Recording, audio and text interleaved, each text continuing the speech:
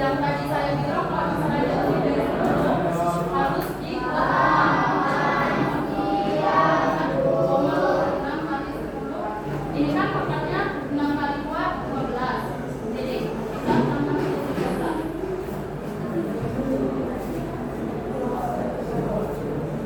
3,98 dibagi 40,6 itu hasilnya 5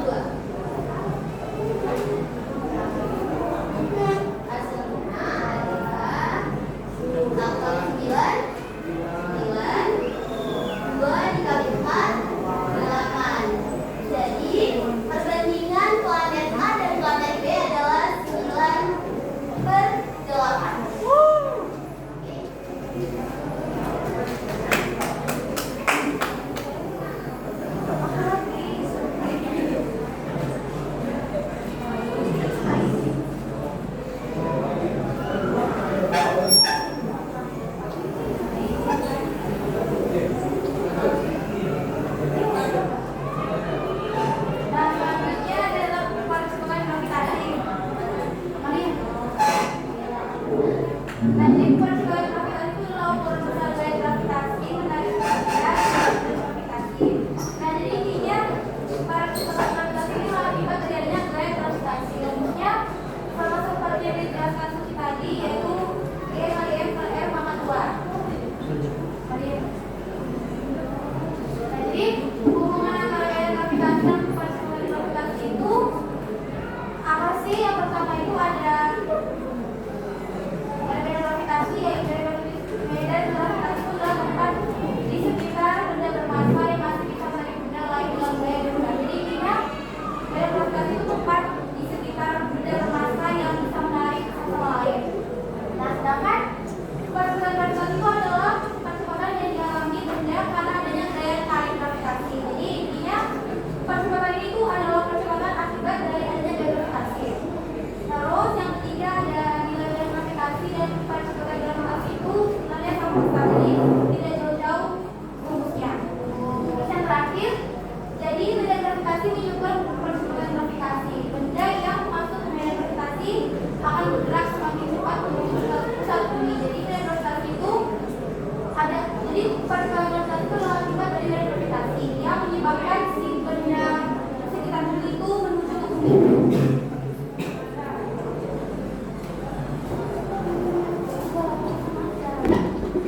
Selanjutnya ada contoh Kepler. Bunyinya semua planet bergerak pada lintasan elips mengitari matahari dengan matahari berada di salah satu posisi elips. Buku ini menjelaskan bentuk lintasan orbit planet-planet yang bergerak mengelilingi matahari. Perhitungan Kepler menunjukkan bahwa orbit tersebut berbentuk elips.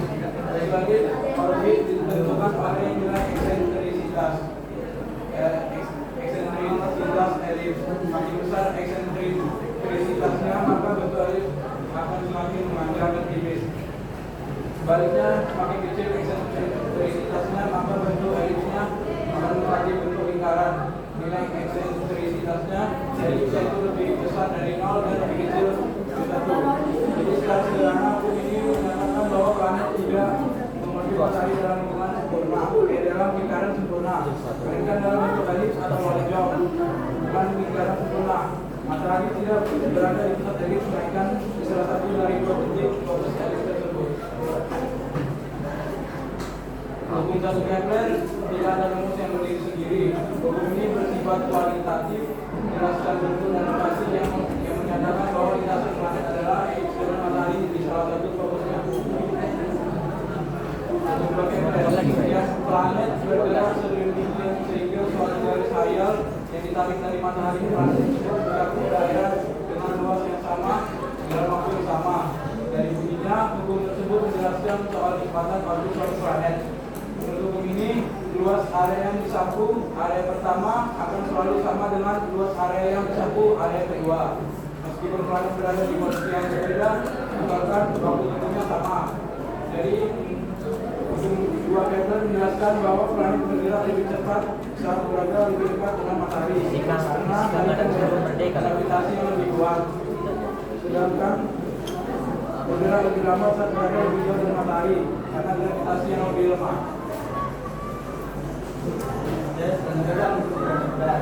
Yang berbunyi perbandingan kuadrat periode terhadap mengangkat benda dari sebelah suku panjang elips adalah sama untuk semua planet.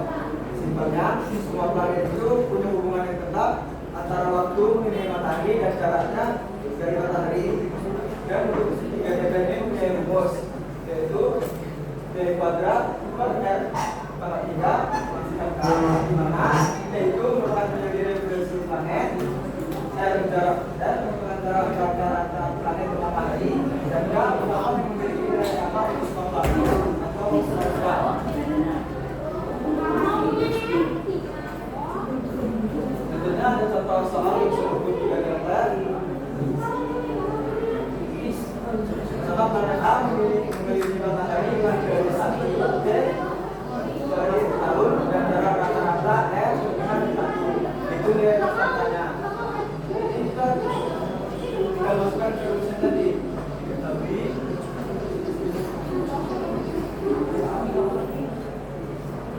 D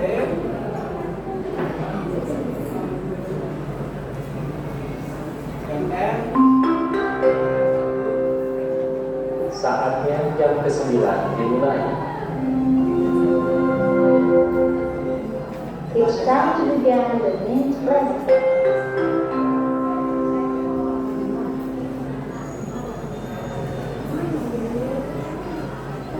Karena D dan C-nya sudah diketahui, kita masukkan ke rumus yang tadi. Itu D kuadrat per dan bakal juga masukkan K. D-nya sudah diketahui 1 tahun. Ini 1 per kali 2. R-nya juga 1 jadi pangkat 3.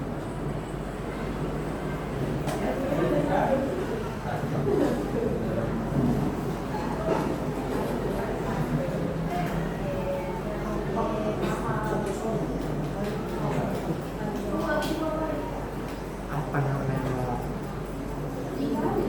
Oh, kamu lagi bilang gitu ya? Nah, selanjutnya itu rumus yang digunakan untuk perbandingan antara dua planet.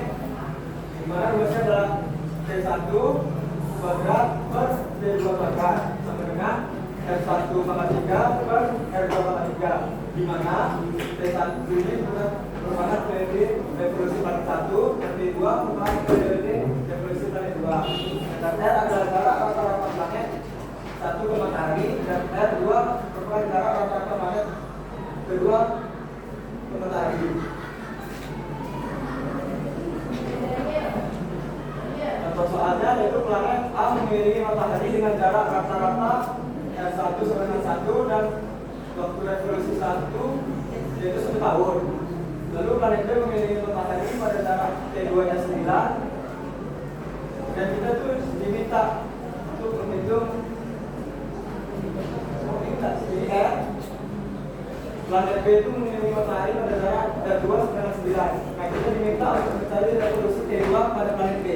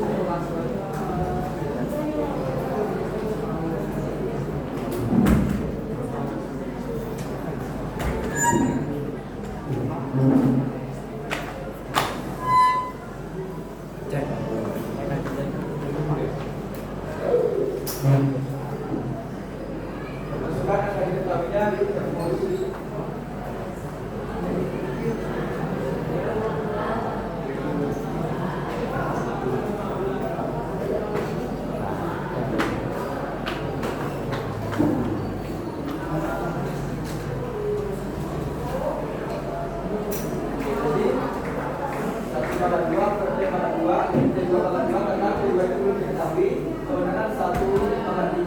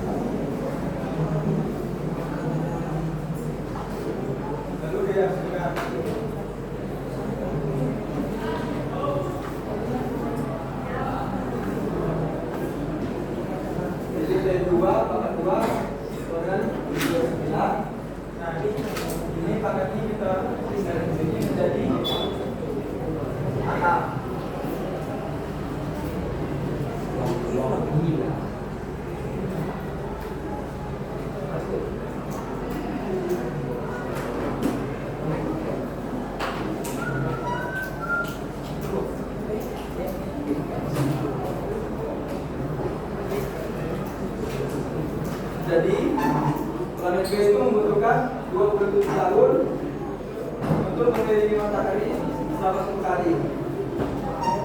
Jadi sudah disimpulkan, dan makin jauh jaraknya, makin lama waktu yang masih.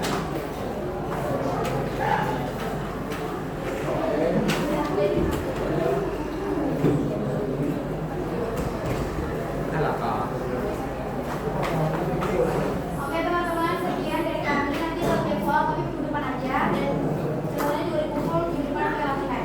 Terima kasih.